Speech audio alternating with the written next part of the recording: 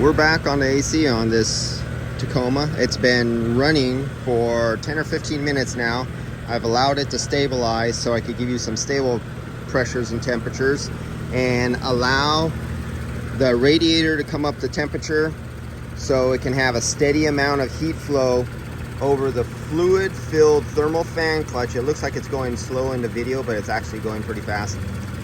So I could get a steady flow of air, not a wavering flow of air, or one artificially high or artificially low.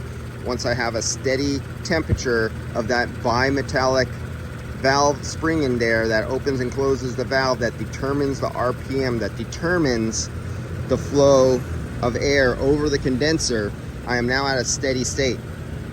And as you see, it has changed quite a bit. If you remember from the previous video, when I first started this up, in its starting mode, cold, the fan was overclocking because it was in its locked up mode because it just started cold, and you notice it had 5 degrees of superheat right here. And you notice I don't have the subcooling on because that was the wire I broke the other day and haven't put a new one back on. So, and we're a mechanical compressor. Remember, this is not variable displacement. So because it's at idle, it cannot kick up the displacement to compensate for the slow idle engine RPMs to make the compressor put out more displacement to make it colder in the cab. So I have it on fresh air mode, and I'm bringing this hot air that's coming right up and over, being pulled. You put your hand right here like this.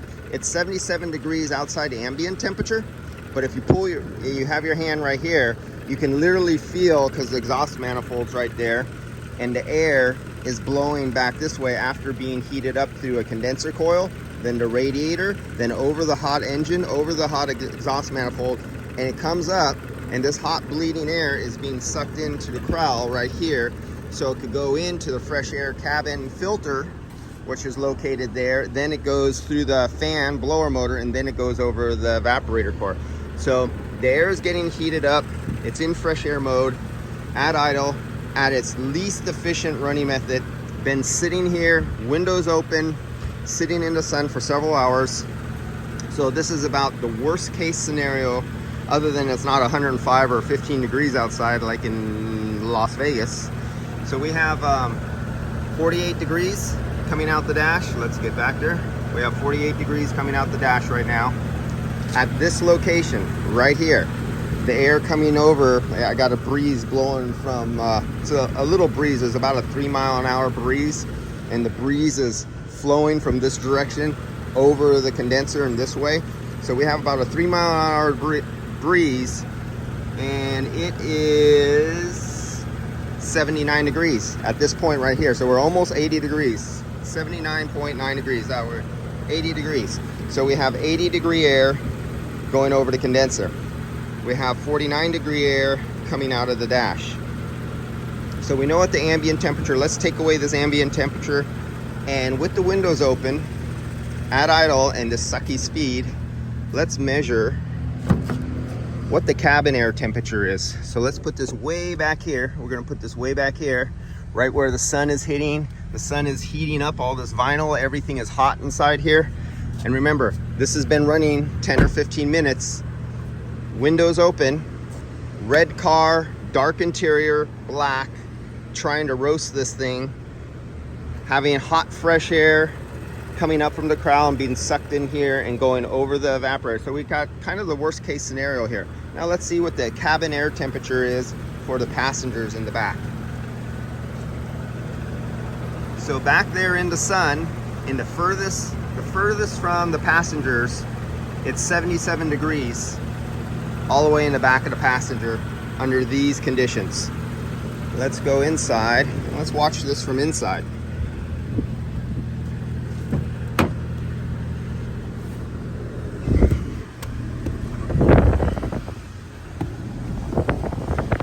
All right. So let's grab, so we know back there is 77 degrees, and you got that hot air roasting coming off. If you put your fingers back here, you touch this vinyl, the vinyl is hot. And so that's back there. They're getting a nice little breeze of air blowing back there. I wish I had my little spinner God damn it, I can't think of the thing. So let's see what the temperature. I'm gonna sit it right here. Hey, look, it's 12 inches long. So let's see where I'm sitting right now. I have the vents are at this angle. They're actually blowing up and away from me, going back there. And this vent, as you can see, is angled up and is blowing up that way. It's not blowing towards me. So at this position, sitting right here, with both windows open, taking in the hottest air I possibly can. As you can see, recycle is not on. I'm at 75 degrees here, and it's lower humidity. So let's turn the air so it's blowing on me. Say I am the passenger. Okay, so now I just put it blowing on me at this point.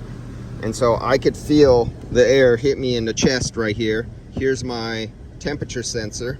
And we still have the windows, and we know it's 80 degrees outside. So we're 80 degrees right here, air blowing on me. And it feels, after coming out from there, it feels really nice. We know it's 49 degrees blowing out of here. I'm down to 70 degrees right here at this point. And this is with the windows open.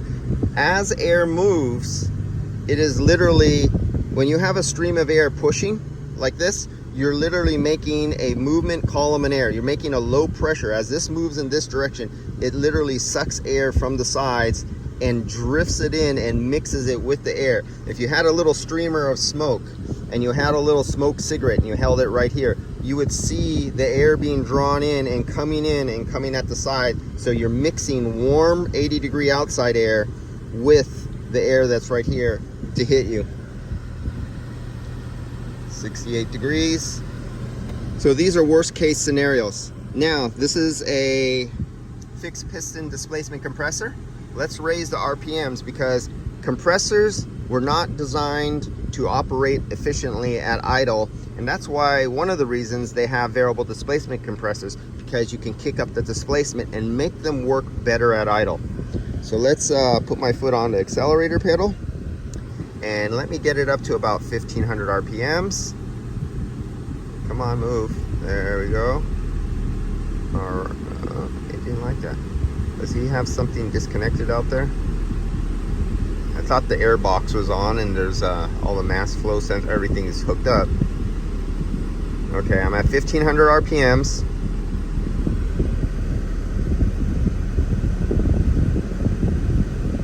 RPMs would probably be like going down the highway at 20 miles an hour down your street at a slow speed. Let's look at here. I can see our fan outside has slowed down a little bit because I can see there's less airflow because I see my high side going up a little bit. Let's kick up to 2000 RPMs. All right, so now we're at 2000 RPMs.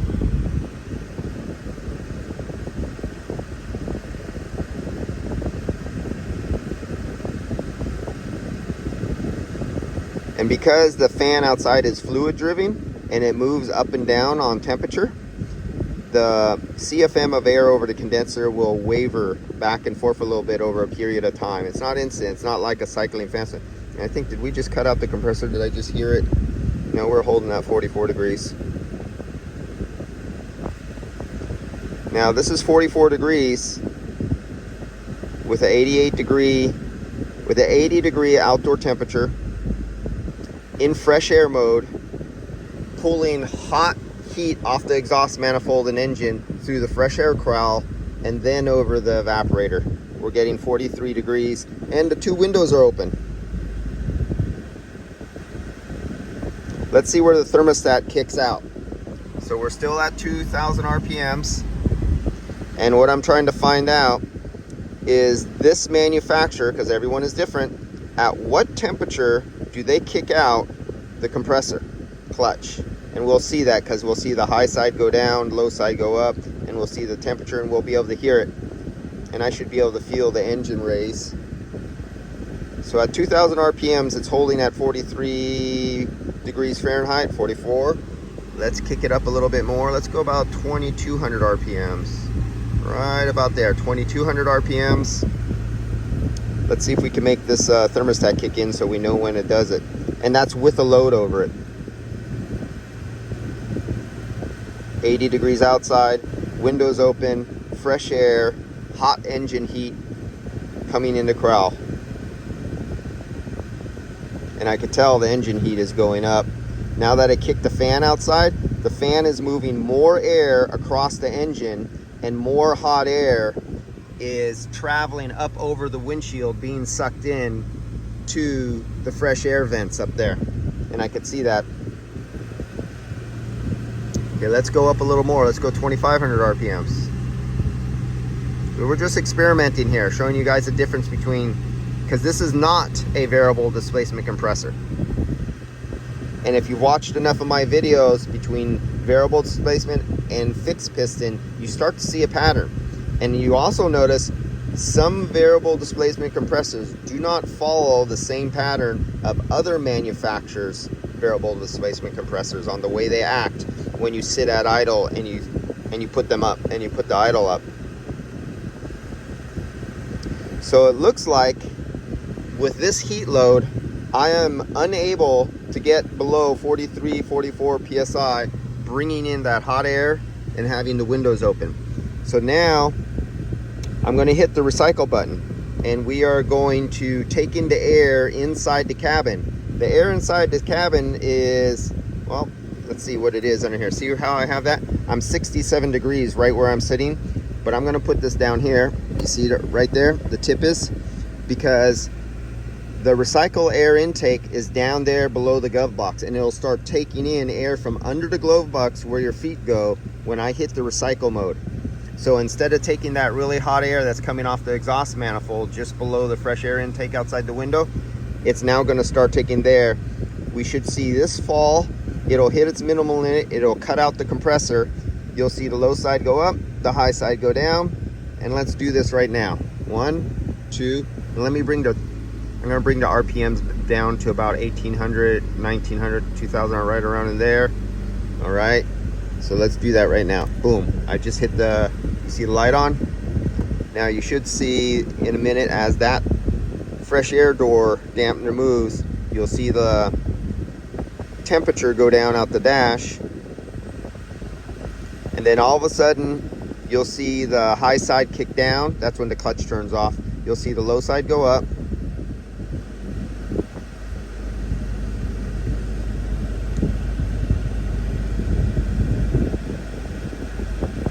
We're getting there. There it goes. Did you hear the RPMs go up?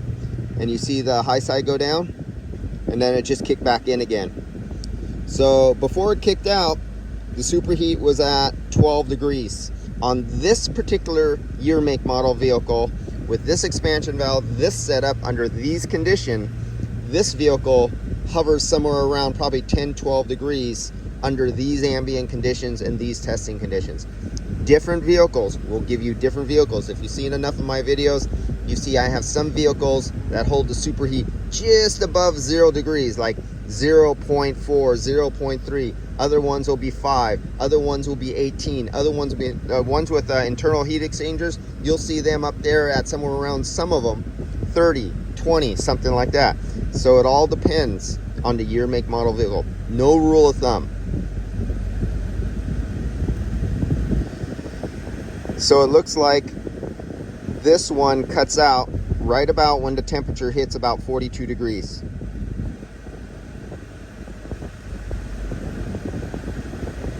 That's 44, somewhere in that range. Nothing is perfect because we're not in a laboratory, and we're not like, my foot's not dead on at the same temperature and everything. And we have a fluid driven thermal fan clutch that is not constant. So even if I held it at a certain RPM, as temperature flows across that little thermal piece of metal in there that moves and opens and closes the valving on the thermal fan clutch for the fan to go faster or slower, a different amount of air will come across the condenser. And airflow is king when it comes to taking your test. If your airflow is off, all your numbers off. They don't mean nothing. If your airflow, if you have a plugged cabin filter and you have an old thermal fan clutch with no electric, nothing constant kicking in, you will have numbers that are all moving. And if you get another car, one with 150,000, one with 20,000, and one thermal fan clutch is worn out and it's out of calibration, but it's not bad, you'll get different results. All right, this is a long enough video, and that's it I could do for today, because now I'm behind and I see a text message popped up on my window of my camera as I'm taking this down, asking me, am I coming, because I'm late. All right, see you guys.